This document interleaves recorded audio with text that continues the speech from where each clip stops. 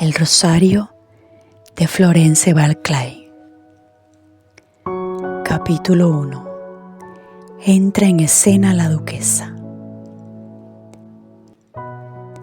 La serenidad de una tarde del apacible verano inglés se cernía sobre el parque y los jardines de Overdene.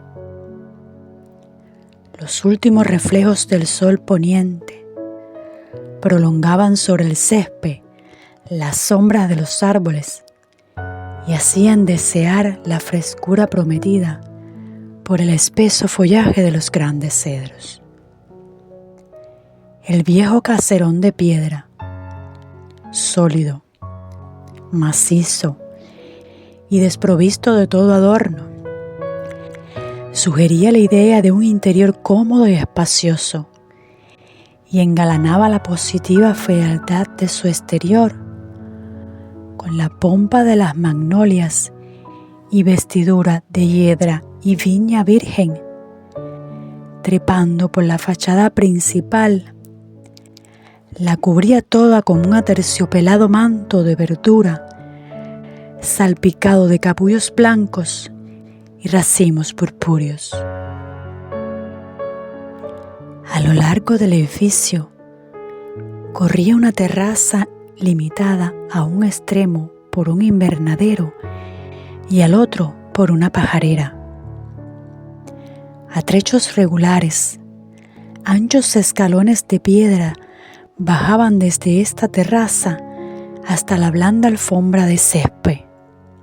Más allá se extendía un espacioso parque con sus macizos de árboles seculares, frecuentados por medrosos ciervos de movimientos ágiles y parda vestidura. Entre los árboles, el brillo fugitivo del río serpenteaba graciosamente como estrecha cinta de plata que surgiera y se ocultara caprichosa entre las altas hierbas sembradas de ranúnculos, amapolas y margaritas. El antiguo reloj de sol señalaba las 4 en punto. Los pájaros callaban. Entre el leve rumor de las hojas no se escuchaba un trino ni un gorjeo. La quietud y el silencio eran casi deprimentes. Un gran guacamayo escarlata, dormido en su percha bajo las sombras de los cedros, era la sola nota de color brillante que vibraba en todo el panorama.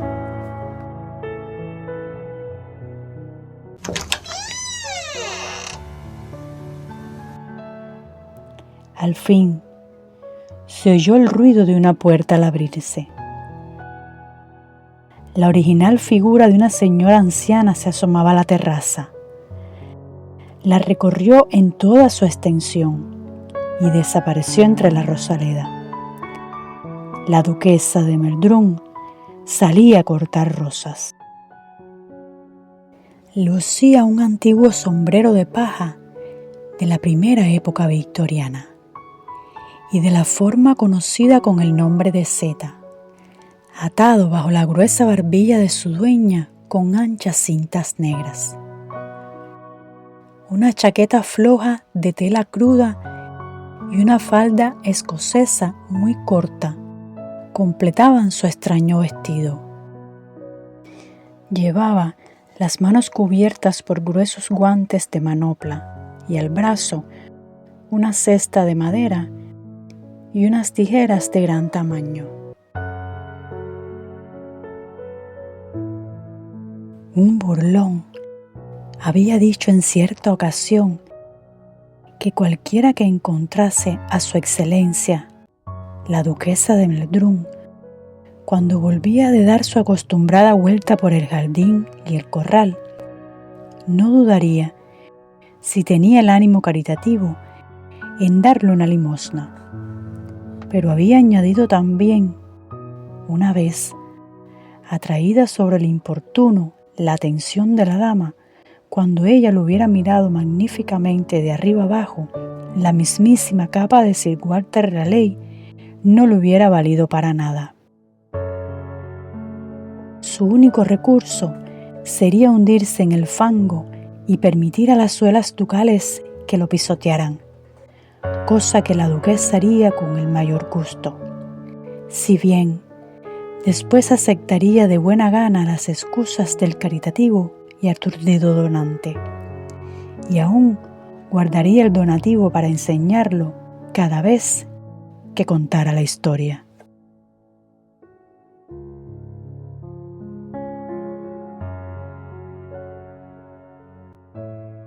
La duquesa vivía sola.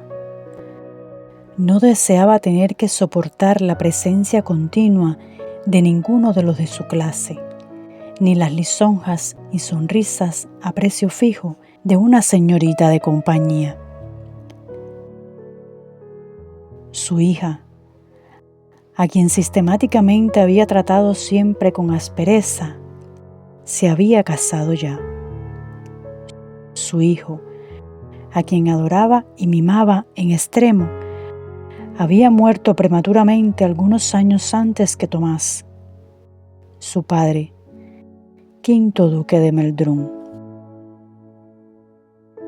Este había tenido un fin súbito y, según la duquesa solía observar, muy aceptable, el día que cumplía los 62 años, revestido con todo el esplendor de su traje de casa, levita escarlata, pantalón de terciopelo blanco y sombrero de copa.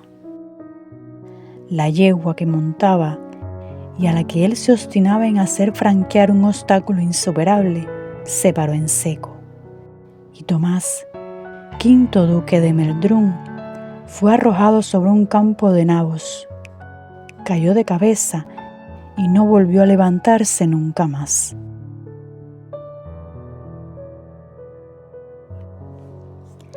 Después, la brusca interrupción de aquella vida ruidosa y agitada llevó una completa transformación al ambiente que rodeaba a la duquesa.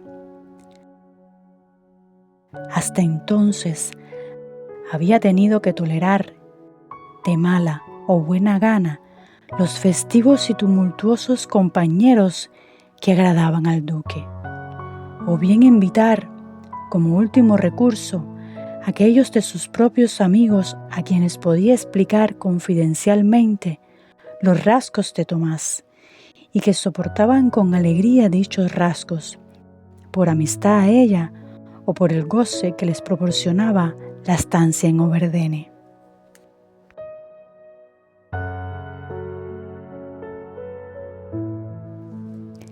Aún así, la duquesa no encontraba placer en la sociedad de aquellos convidados, pues aunque su apariencia fuese la de un diamante en bruto, la más pura sangre azul corría por sus venas, y no obstante, su brusquedad de modales, poco frecuentes en las damas de alto rango, su corazón estaba dotado de tiernos y femeninos sentimientos. Era, ante todo, una mujer sincera y leal, que seguía siempre el camino recto y decía, en toda ocasión, la palabra justa.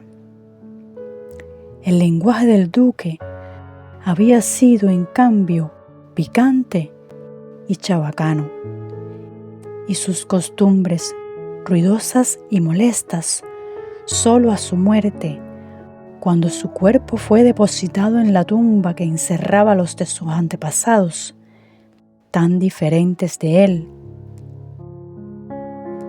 Pobre querido, decía la duquesa, es un gran consuelo pensar que su alma no está allí. Su excelencia, la duquesa, miró en torno y empezó a darse cuenta de las bellezas y los placeres que podía ofrecerle Overdene.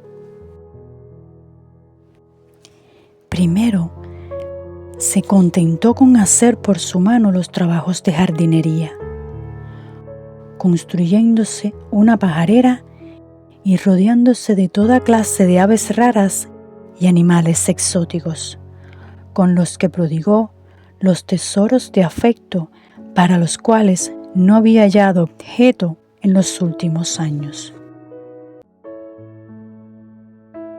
Pero pasado algún tiempo, su natural inclinación a la hospitalidad, la satisfacción que le producía descubrir las flaquezas de los demás y el deleite que sentía al hacer los honores de su mansión, condujeron ininterrumpidas series de invitados hasta Overdene, que pronto gozó reputación de ser una Tebaida, donde se disfrutaban los más variados y continuados placeres.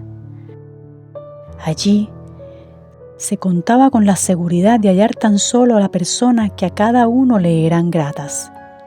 Allí, cada invitado encontraba facilidades para dedicarse a su deporte o pasatiempos favoritos. El alojamiento era espléndido y la alimentación sana y refinada.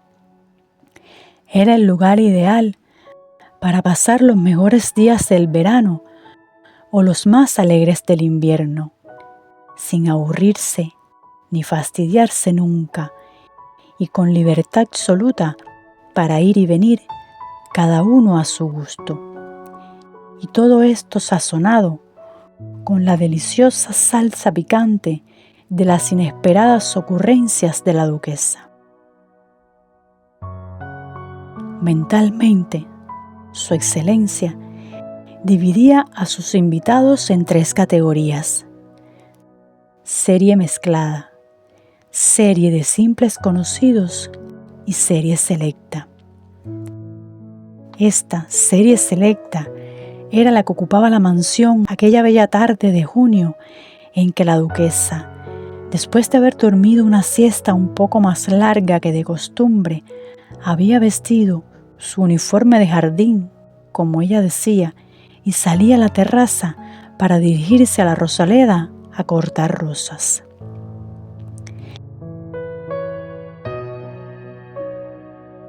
En el momento en que su excelencia bajaba de la terraza y abría la puertecita de hierro que daba paso a la Rosaleda, Tommy, el gran guacamayo escarlata, abrió un ojo y miró a su ama. Después le envió el chasquido de un beso. Cuando ella desapareció entre las flores, él se echó a reír y reanudó su interrumpido sueño.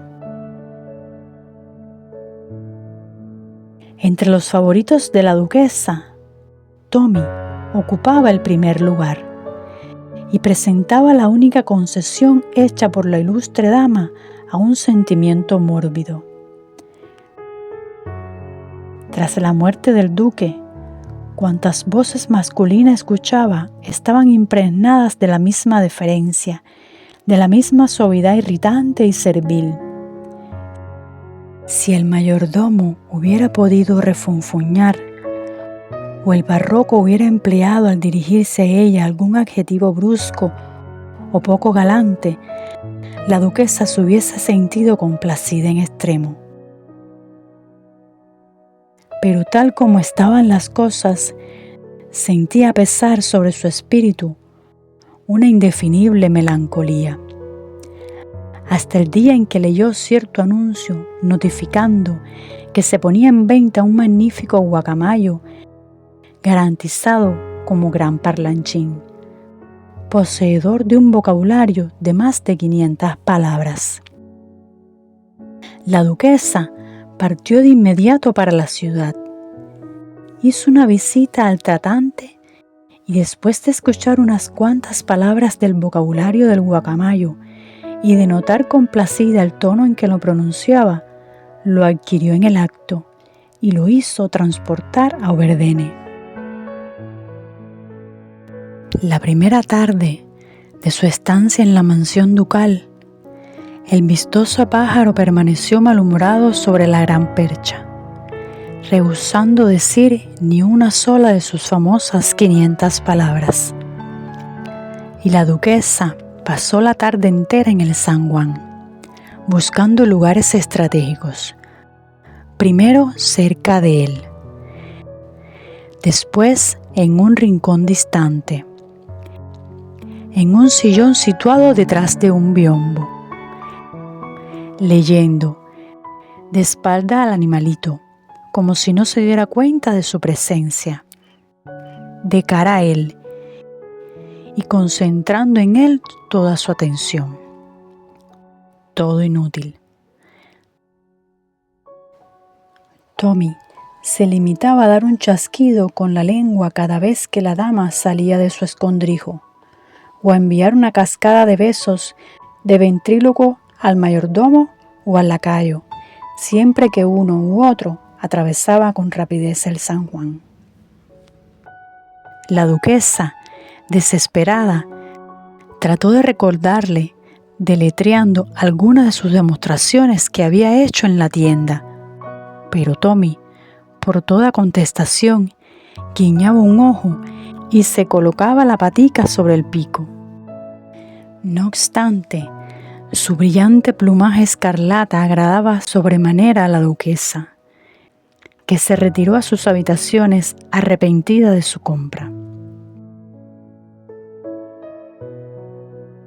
A la mañana siguiente, la doncella que barría el San Juan, el lacayo que distribuía la correspondencia y el mayordomo que hacía sonar el gong para el almuerzo, comprobaron al momento que una buena noche de descanso había bastado para devolver a Tommy el uso completo de su vocabulario. Y cuando la duquesa bajó las escaleras 10 minutos después del último golpe del gong, Tommy batió las alas encolerizado y chilló con su registro más agudo: «¡Vamos, vieja amiga! ¡Vamos de una vez!». Fue el almuerzo más alegre que su excelencia recordaba haber disfrutado en muchos meses.